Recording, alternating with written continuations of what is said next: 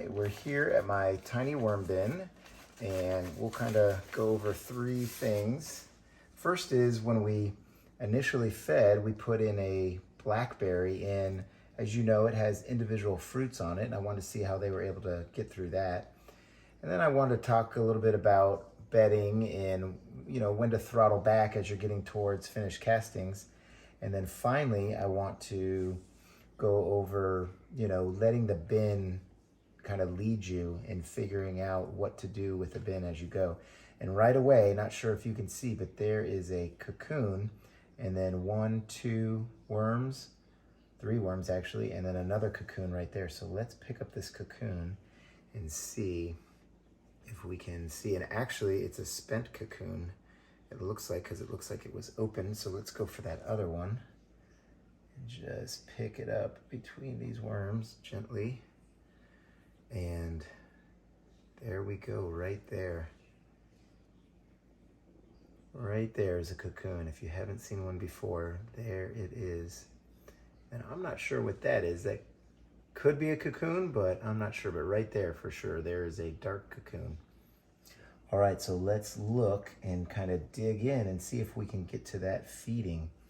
And right away, I am seeing 1, 2, and then some squiggles down there. So they are definitely in here. And this, as I go through, deeper and deeper, it's definitely looking like majority castings and not very much bedding. So this, I think we right away found the the Blackberry. And as I look in here, I see a lot of bin critters. So I think those may be springtails. They're moving pretty quick. Let's see if they jump. Nope. But there's definitely tiny arthropods, probably insects in here. And they have gotten into some of it. When I say that, I mean the worms. But I think because this Blackberry has individual fruits, they were not able to get to it right away, kind of letting the decaying process work its magic and kind of break those skins on the Blackberry. And just to kind of give you a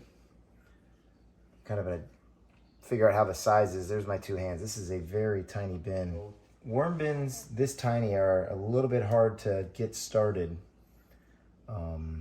because any little thing you do can have an outsized effect on the bin, whether that's too much food or too much moisture.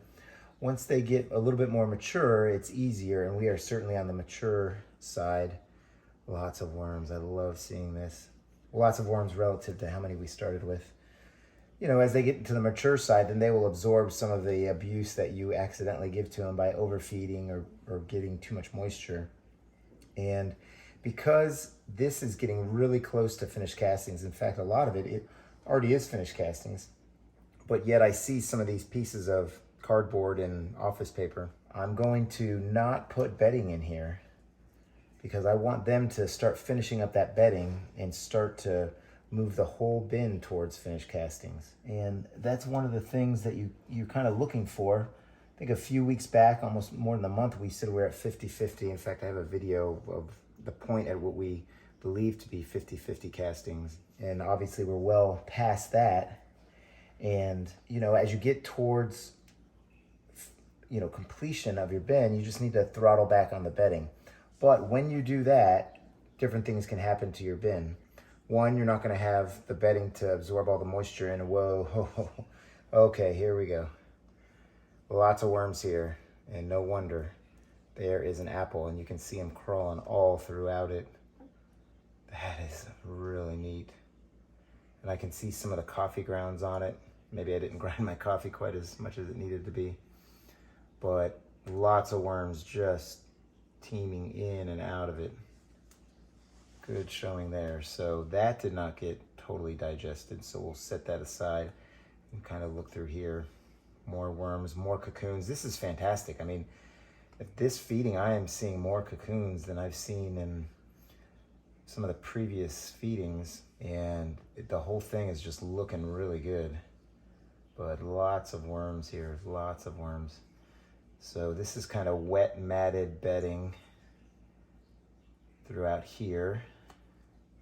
Look at that, another cocoon right there at my edge of my fingernail. Kind of not attached to, but kind of clinging onto a worm. Yeah, so we're not going to use bedding. We're going to put the food in and see how that goes. Change one parameter, one feeding, and then see how they do. But as we go towards finished castings, let's talk about the week right before you do finished castings. And I see a piece of plastic I'm going to get out here.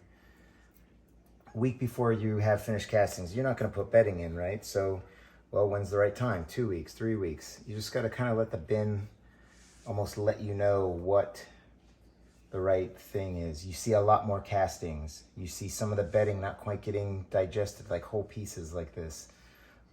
Maybe that's the time to not put bedding in and then see if they start attacking the bedding more. And I think that's where we're at with this. So let's just go through this side right here. Wow, so neat to see all these worms throughout. I mean, a little bit of a tiny, I don't know if you can call it a worm ball on that apple, but just to see them throughout. And then there's a cocoon right on him, and then right here there's another cocoon. They're just everywhere. So this is really doing well. And what we're going to do when we harvest this is we're going to take all the worms out, and I'm actually going to count each individual worm. And then we'll store the castings, and we'll bait out any kind of babies or cocoons and put them in. But I want to get an actual count, a head count, a worm count. I guess they don't have heads, not in the way we think about heads anyway. But get an actual worm count, and then we'll restart the bin. That's probably a month and a half away. Well, let's start the feeding zone, and here's a plum seed right there. But we're gonna set up the feeding zone real quick.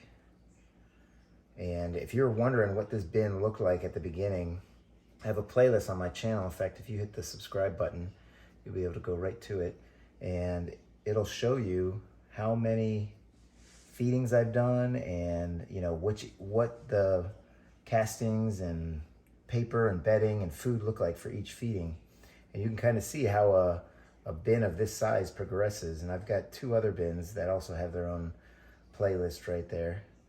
So, okay, no bedding. So we'll still put this right here.